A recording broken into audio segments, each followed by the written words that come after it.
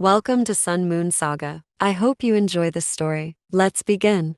At 70, Robert thought he had seen it all, but nothing could have prepared him for the sound of his wife's voice that morning, calm but carrying an edge he had never heard before. "Robert, I am leaving." He stopped mid-sip of his coffee, the cup shaking in his hands. The rich aroma of coffee filled the room, but all he could smell was the sharp scent of fear. His wife of 45 years stood in the doorway, suitcase in hand, her eyes colder than winter. "Do you even love me anymore?" Her question sliced through the routine they had shared for decades, making everything feel suddenly wrong, like he was living in someone else's life. Without waiting for an answer, she turned on her heel and walked out the door, her suitcase trailing behind her. Robert stood there bewildered, as the reality of her departure sank in. How had he not seen this coming? What was he supposed to do now? His thoughts were interrupted by the sound of a police car pulling up outside. He glanced out the window and saw Officer Stevens, a stern-looking man in his 50s, known for his no-nonsense approach to neighborhood issues. "Mr. Davis, I need to ask you to come with me," Officer Stevens said, his voice clipped and official. "Come with you? What on earth for?" Robert asked,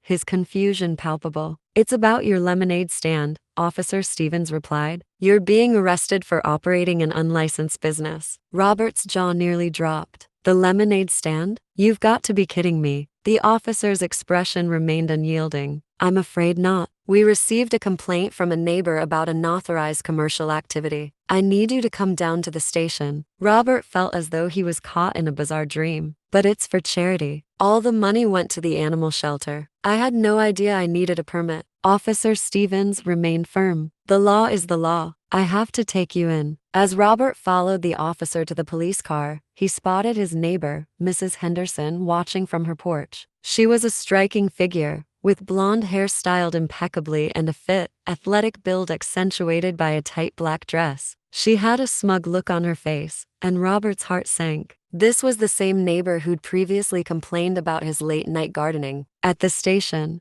the situation only grew more surreal. Robert was booked and placed in a small, dimly lit cell, feeling a mix of frustration and disbelief. The officer's words about unauthorized commercial activity echoed in his mind, sounding absurd in the context of his charitable lemonade stand. Hours later, Robert managed to get through to his daughter, Emma. "Dad, what on earth happened?" she asked, concern evident in her voice. "It's a mess," Robert explained. "They're arresting me for running a lemonade stand." "I never thought it would come to this." Emma was silent for a moment before responding. "I'll be right there. Just hang tight." When Emma arrived, she brought a stack of documents and a determined look. "Dad, I talked to a lawyer and did some digging. It turns out Mrs. Henderson has been making complaints about other neighbors too. She's known for causing trouble." Emma explained that Mrs. Henderson had a history of targeting neighbors with trivial complaints. "She's filed complaints before, always about the smallest things. But this lemonade stand, was the last straw." Just then, Emma's phone rang. It was a news reporter who had picked up on Robert's case. "We're running a story about a local hero being punished for doing something good," the reporter said. By the time Robert was released on bail, news crews had gathered outside the station. His story had garnered unexpected media attention. As he stepped out, he was met with flashing cameras and a crowd of supporters holding signs in defense of his lemonade stand. As Robert and Emma drove home, the weight of the day's events began to lift. "You know," Robert said, "I never thought a lemonade stand could create this kind of commotion." Emma chuckled. "Neither did I. But sometimes even the smallest acts of kindness can stir up the biggest surprises."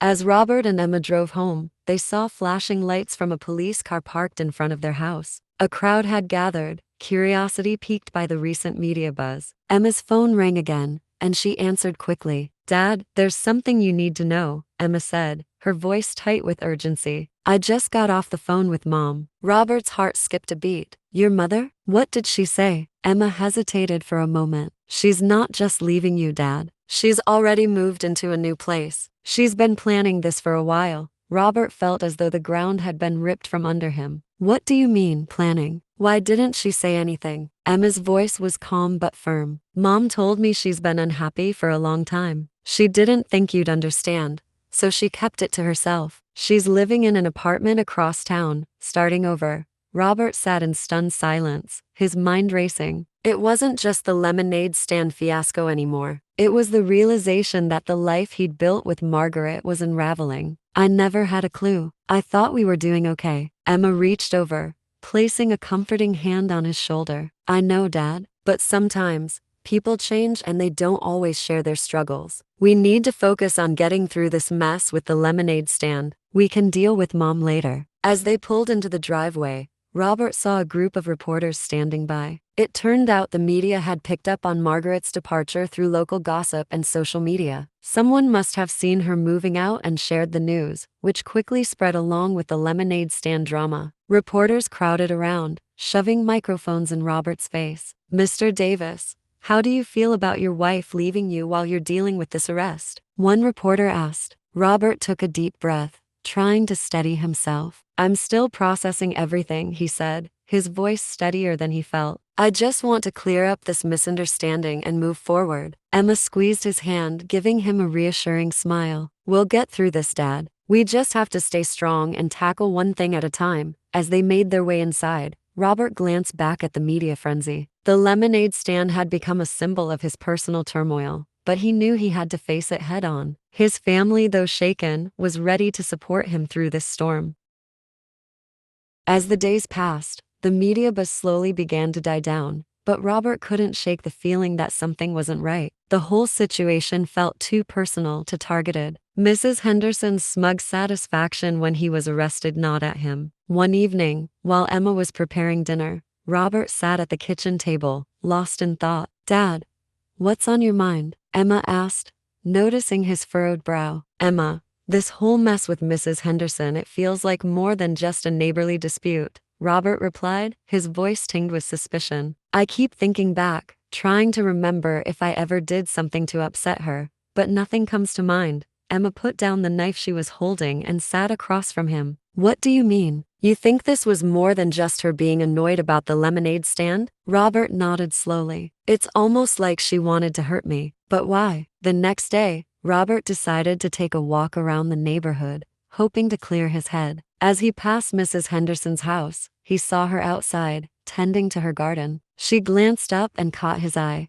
her expression hardening instantly. Afternoon, Mrs. Henderson, Robert called out, trying to keep his tone light. She narrowed her eyes at him. Afternoon, Mr. Davis, she replied curtly, her voice dripping with disdain. Robert hesitated for a moment, then decided to confront her directly. I've been thinking about everything that's happened, and I can't help but feel like there's more to this. Did I do something to offend you? Mrs. Henderson paused, her hands tightening around the garden shears she was holding. Offend me? You really don't remember, do you? She asked, her voice cold and distant. Robert frowned. Remember what? She stepped closer, her eyes locked onto his. 20 years ago, when my husband and I moved into this neighborhood, we had a small disagreement about the property line. You and the other neighbors sided with the previous owner, leaving us to fight a losing battle. My husband never got over it. It ate away at him until the day he died. Robert was taken aback. That was years ago. I barely even remember the details. It was just a minor dispute. Minor to you,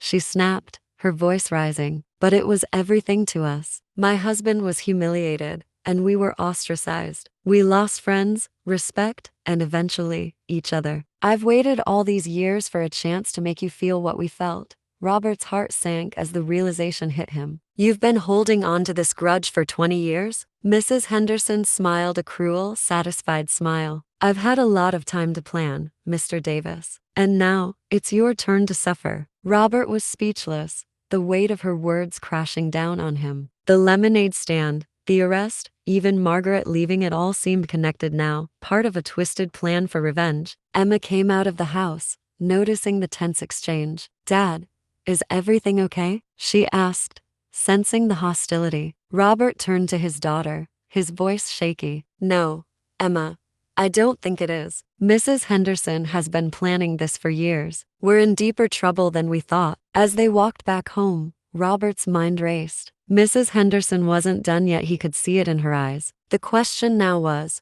what would she do next?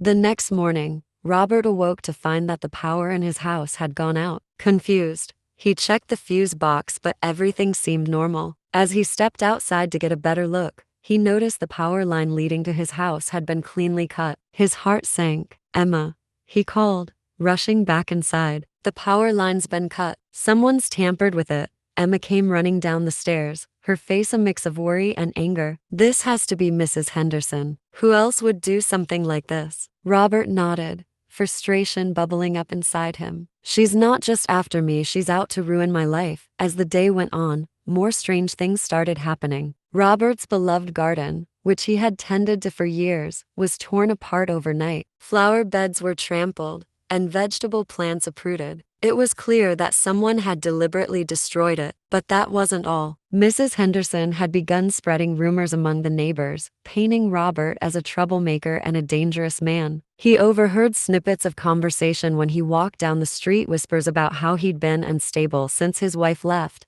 how the lemonade stand was just the tip of the iceberg. One evening, as Robert and Emma were trying to clean up the garden, a neighbor approached them, looking uneasy. It was Mr. Thompson from a few houses down, someone Robert had always gotten along with. "Robert," Mr. Thompson began, avoiding eye contact, "I heard some things about you, and I just wanted to say, maybe it's best if you kept to yourself for a while." Robert was taken aback. "Kept to myself? What are you talking about, Thompson?" Mr. Thompson shifted uncomfortably. "Well, Mrs. Henderson's been telling everyone that you've been acting strange, that maybe you're dangerous. She said your wife left because of your temper." Emma stepped forward, anger flashing in her eyes. "That's a lie. My dad is the kindest person I know. Mrs. Henderson is making this all up." But the damage had been done. Mr. Thompson gave them an apologetic look before walking away, leaving Robert and Emma standing in the wreckage of their garden. That night, as they sat in the dimly lit living room, Robert spoke in a quiet, defeated tone. "Emma,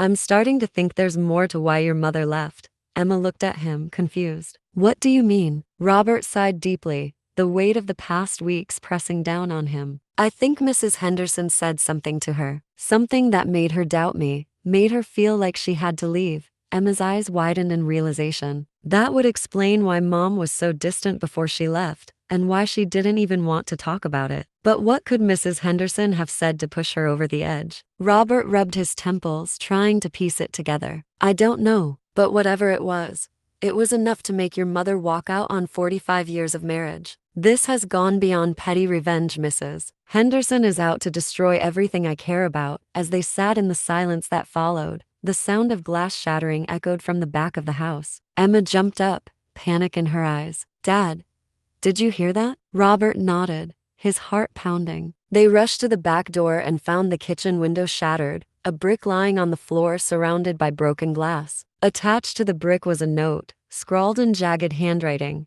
"This is just the beginning." Emma picked up the note, her hands trembling. "Dad, we need to do something. This isn't just about a property line dispute anymore. She's dangerous." Robert stared at the note, anger and fear mixing in his chest. "You're right, Emma. We can't just sit here and let her tear our lives apart. It's time we find out exactly what Mrs. Henderson told your mother, and why she's so hell-bent on ruining me." Robert and Emma spent days dealing with the aftermath of Mrs. Henderson's sabotage. The broken window was replaced, and the garden was slowly being repaired. But the shadow of Mrs. Henderson's vendetta hung heavy over them. One evening, as Robert and Emma sat in the living room, the doorbell rang. Emma went to answer it, and to her surprise, it was Margaret. She looked tired and worn, her eyes red from crying. "Margaret?"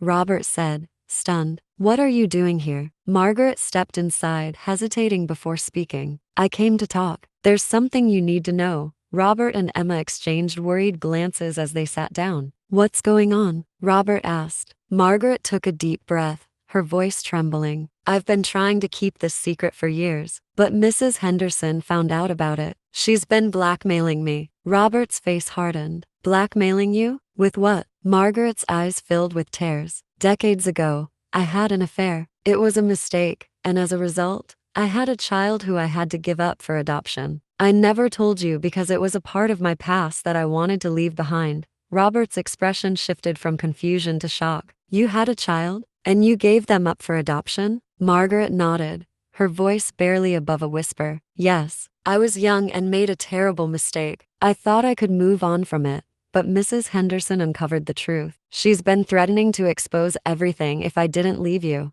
Emma looked at her mother, her own shock evident. So that's why you left? Because of Mrs. Henderson's threats? Margaret wiped her eyes. Yes, I was terrified that if the truth came out, it would ruin not just our marriage but the whole family's reputation. Mrs. Henderson knew how to push the right buttons to make me do what she wanted. Robert's heart ached as he processed the revelation. Margaret, I don't know what to say. I understand now why you left, but I wish you had told me sooner. Margaret reached out to him, her hands shaking. I should have told you, but I was afraid of how you'd react. I didn't want to hurt you, and I hoped I could handle it without anyone finding out. Robert sighed deeply. It's been so hard, dealing with everything. The lemonade stand, the sabotage, and now this. But knowing that you were under Mrs. Henderson's thumb. Before he could finish, a knock came at the door. Emma answered it, finding Mrs. Henderson standing on the doorstep, a cold smile on her face. I see you're having a family reunion, Mrs. Henderson said, her tone dripping with satisfaction. I hope Margaret has finally come to her senses. Margaret turned to Mrs. Henderson, her face resolute. I know what you've been doing, and I'm not going to let you destroy my family anymore. Mrs. Henderson's smile faltered for a moment. And what exactly do you plan to do about it? Emma stepped forward, anger in her voice. We're not going to let you manipulate us any longer. We're going to expose everything you've done. Mrs. Henderson's expression turned dark. Expose me? You think you can threaten me? You have no idea who you're dealing with. Robert took a deep breath, feeling a renewed sense of determination. Maybe it's time the truth comes out. Mrs. Henderson, if you don't stop this, we'll make sure everyone knows about your schemes and how you've been using my family to get revenge. Mrs. Henderson's eyes narrowed, and she turned on her heel, leaving without another word. The tension in the room was palpable as Robert, Margaret, and Emma looked at each other, their hearts heavy but their resolve strengthened. As they closed the door, Robert turned to Margaret. We'll get through this together. We need to make sure everyone knows the truth about Mrs. Henderson and clear our names. Margaret nodded, tears still in her eyes but a glimmer of hope in her heart. Thank you, Robert. I'm so sorry for everything. I should have been honest with you from the start. Emma hugged her mother tightly. We'll figure this out, one step at a time. As the family faced the challenges ahead, they knew the road would be tough. But together, they were ready to confront Mrs. Henderson and put an end to her reign of terror. As the days went by, Robert and Margaret worked tirelessly to rebuild their fractured relationship. They attended counseling sessions and spent long evenings discussing their past mistakes and future hopes. Margaret's confession had opened a path to healing, but the shadow of Mrs. Henderson's blackmail still loomed large over their lives. One evening, as Robert was reviewing some documents related to the legal case against Mrs. Henderson, Emma burst in, her face a mix of excitement and concern. Dad, you won't believe what I found out. Mrs. Henderson has been stirring up trouble with other neighbors, spreading lies about you and Mom. Robert's eyes widened. Lies? What kind of lies? Emma nodded. She's been telling people that you're involved in illegal activities and that Mom's been unfaithful. It's no wonder so many neighbors have been distancing themselves from us. Margaret's face turned pale. She's really gone too far. We need to do something about this. Determined to confront the situation head-on, Robert and Margaret decided to organize a town hall meeting. They wanted to publicly address the community, clear their names, and expose Mrs. Henderson's deceitful tactics. The night of the town hall was tense. The community center was packed with curious and concerned neighbors. Robert and Margaret arrived, greeted by a mix of sympathetic and hostile faces. Emma stood by their side, ready to support them. Mrs. Henderson, dressed in her usual impeccable attire, took her seat with a smug look. It was clear she was expecting the meeting to go in her favor. As the meeting began, Robert stepped up to the podium, his voice steady but filled with emotion. Thank you all for coming. We wanted to address the recent events and set the record straight. Margaret joined him, her voice calm but firm. We've discovered that Mrs. Henderson has been spreading false rumors about us, trying to turn the community against us. She's manipulated others and caused unnecessary division. A murmur ran through the crowd as Mrs. Henderson's confident demeanor started to crack. Robert continued, We've also learned that she blackmailed Margaret with a personal secret from our past, using it as leverage to force us into a corner. The room grew quiet as Robert presented documents and evidence, including Mrs. Henderson's emails and messages. The crowd watched in shock as the extent of Mrs. Henderson's manipulation was revealed. Mrs. Henderson stood up, her face flushed with anger. "This is outrageous. You have no proof of any wrongdoing on my part. You're trying to ruin my reputation." A neighbor, Mr. Thompson, who had been quiet throughout, stood up. "I've seen Mrs. Henderson's emails. It's true. She's been spreading lies and trying to damage your reputation. We need to address this." The tide began to turn. Neighbors started to speak up, sharing their own experiences of Mrs. Henderson's manipulation. The once supportive crowd now voiced their disapproval of her actions. As the meeting continued, Robert and Margaret spoke honestly about their struggles and their efforts to overcome the challenges Mrs. Henderson had imposed on them. Their sincerity and vulnerability resonated with the audience. By the end of the night, the atmosphere had shifted dramatically. The community rallied behind Robert and Margaret, offering their support and condemning Mrs. Henderson's actions. As the crowd dispersed, Robert and Margaret stood together, their hands clasped tightly. Emma looked at them with pride. "We did it. We cleared our names and exposed the truth." Margaret smiled, tears of relief in her eyes. "Thank you, both of you. I never thought we'd come through this, but we did. We're stronger now." Robert nodded, his heart full. "It's been a rough road, but we've faced it together. And we've shown that even in the darkest times, truth and unity can prevail." As they walked back to their home, the once familiar neighborhood felt different. The weight of Mrs. Henderson's betrayal had lifted, and a renewed sense of hope and connection filled their lives. The road ahead wouldn't be without its challenges, but Robert, Margaret, and Emma were ready to face them, knowing they had the support of their community and the strength of their family bonds. As the sun set on their small town, casting a golden glow over their renewed sense of hope, Robert looked at Margaret and Emma with a deep sense of gratitude. "Sometimes," he said softly, "life throws the toughest challenges our way to remind us of our strength and the power of standing together. Through every trial, we've learned that true resilience comes from facing adversity with honesty and unity. And no matter how dark the days may seem, we always have the chance to rise again, rebuild, and forge a path to a brighter future."